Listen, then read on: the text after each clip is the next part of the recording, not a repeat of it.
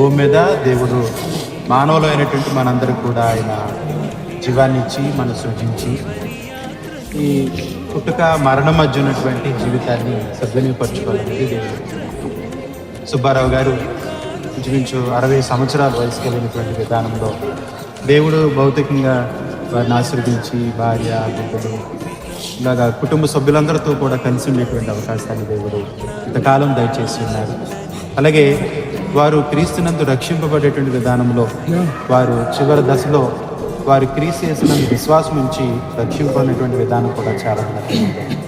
ఈ భూమి మీద మనిషి పుట్టినటువంటి ప్రతి మనిషి కూడా వాస్తవ జీవితాన్ని ఎరుగు, ఏది వాస్తవమైన ఏది ఉన్నతమైన జీవితం అని ఎరిగి మృతునొందడమే గొప్ప మరణం.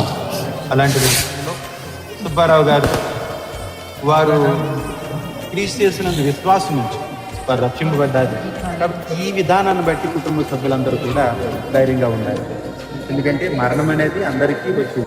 మరణము అందరికీ సత్యమే. కాబట్టి మరణం తర్వాత ఉన్నటువంటి జీవితం గురించి మనందరము నిరీక్షణ కలిగి ఉండాలని వాక్యం ద్వారా మనందరూ కూడా లేదు నీవు పోయేటప్పుడు ఏది పట్టుకొని పోవు,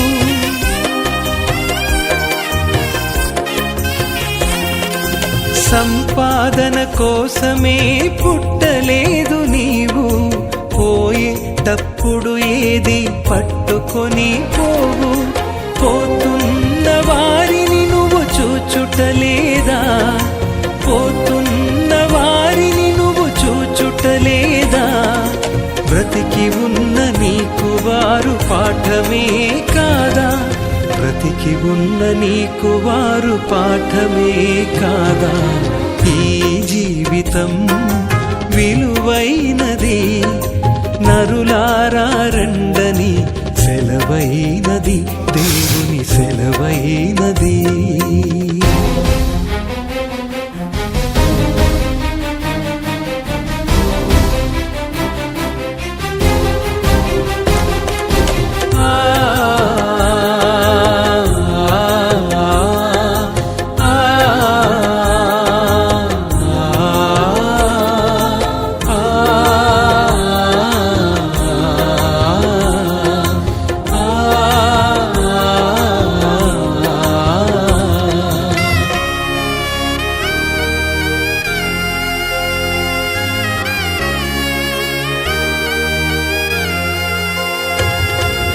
మరణము రుచి చూడక బ్రతికే నరుడెవడు, కలకాలమి లోకంలో ఉండే స్థిరుడెవడు,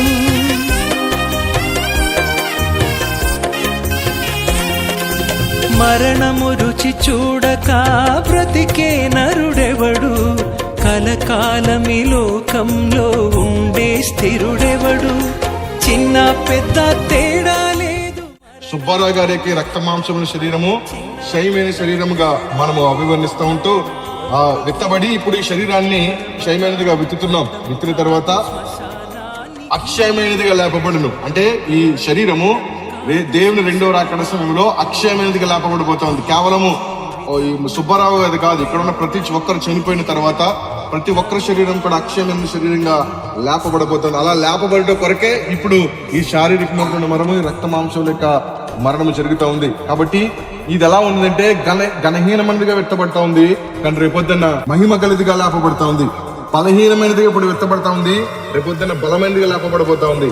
ప్రకృతి సంబంధమైన శరీరంగా వ్యక్తపడతా ఉంది, ఆత్మ సంబంధమైన శరీరంగా లేపబడిపోతా ఉంది. ప్రకృతి సంబంధమైన శరీరం ఉన్నది కనుక ఆత్మ సంబంధమైన శరీరం కూడా ఉన్నదని మనందరూ కూడా తెలుసుకోవాలి. సుబ్బారావు గారి యొక్క రక్త మాంసముల శరీరం ఎలాగైతే ఉందని మన కంటికి కనబడతా ఉందో వాక్యం మనకు స్పష్టంగా తెలియజేస్తా ఉంది. ఆత్మ సంబంధమైన శరీరం కూడా తప్పక ఉన్నది. ఇక్కడ ఉన్నటువంటి అందరికీ కూడా మనందరూ కూడా గుర్తుపెట్టుకోవాల్సిన ప్రాముఖ్యమైన విషయము, మనందరికీ రక్త మాంసముల శరీరం ఉంది, మనందరికీ శిథిలమైపోయే శరీరం ఉంది, మనందరికీ బలహీనమైన శరీరం ఉంది. ఒక రోజున దేవుడు మనందరికీ కూడా ఘనమైన బలమైన ఆత్మీయమైనటువంటి శరీరం ఇవ్వాలంటే మనందరం కూడా ఆయన రక్తంలో కడగబడాలి. అందు నిమిత్తమే యేసు ప్రభువు లోకంలోకి వచ్చిన విషయం గ్రహించుకుని ఈ ప్రయాణంలో మనందరం కూడా కొనసాగించబడిపోతున్నాం. కాబట్టి వాక్య సంబంధమైనటువంటి మరణం సుబ్బారావు గారు ఇందాక తెలియజేసిన రీతిగా వారి చివరి దినాల్లో దేవుని అంగీకరించి బాప్టిజంలోకి వచ్చి ఉన్నారు. ఆత్మ సంబంధమైనటువంటి శరీరంలో మనం అందరం చూసేంత వరకు కూడా నిరీక్షణ కలిగి మనం ముందు కొనసాగించబడదాం. ఈ మాటలు దేవుడు మనందరం దీవించి ఆశ్రయించింది గాక.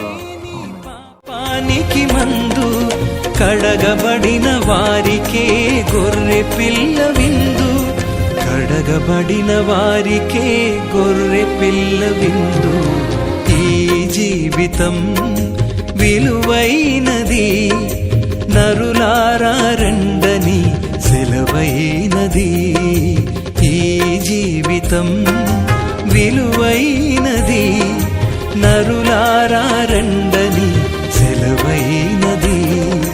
సిద్ధపడినావా చివరి యాత్రకు, సిద్ధపడినావా చివరి యాత్రకు, యుగ యుగాలు దేవునితో ఉండుటకు, నీవుండుటకు. ఈ జీవితం విలువైనది, నరులారా రండని సెలవైనది. ఈ జీవితం విలువైనది, నరులారా రండని సెలవైనది.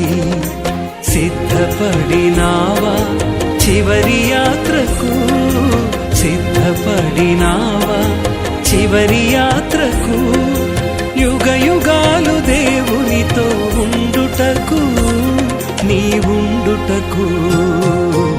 ఈ జీవితం విలువైనది, నరులారా రండని సెలవైనది, దేవుని సెలవైనది.